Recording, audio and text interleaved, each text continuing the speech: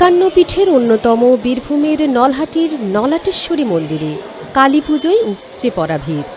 কথিত রয়েছে এখানেই দেবীর গলার নলি পতিত হয়েছিল।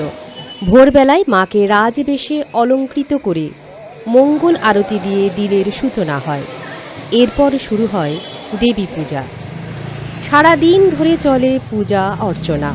সন্ধ্যায় অনুষ্ঠিত হয় বিশেষ সন্ধ্যা আরতি। প্রজ্বলিত হয় 108টি প্রদীপ, যা পুরো মন্দির চত্বরকে আলোকোজ্জ্বল করে তোলে। রাতে অন্নভোগ নিবেদন করা হয় এবং সেই প্রসাদ ভাগ করে দেওয়া হয় অসংখ্য ভক্তদের মধ্যে। দূর দূরান্ত থেকে ভক্তরা ভিড় করেছেন এই পীঠধামে। রাতের এই নিশি পূজায় মা কালী রূপে আরাধনা করা হয় নলাটেশ্বরী মায়ের।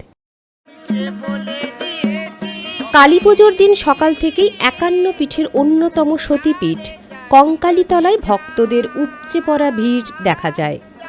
ভোরবেলাতেই মায়ের মন্দিরের দরজা খুলে দেওয়া হয়। শুরু হয় ভক্তদের অন্তহীন সারি।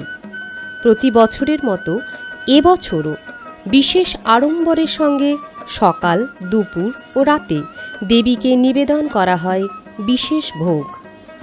দূর দূরান্ত থেকে আসা হাজার হাজার ভক্ত মায়ের দর্শন ও আশীর্বাদ লাভের জন্য উপস্থিত হয়েছেন এই ঐতিহাসিক পীঠে। ভক্তদের বিশ্বাস, কঙ্কালীতলায় কালী পুজোর দিন পূজা করলে আশীর্বাদে মিলে যায় মনোবাঞ্ছিত ফল।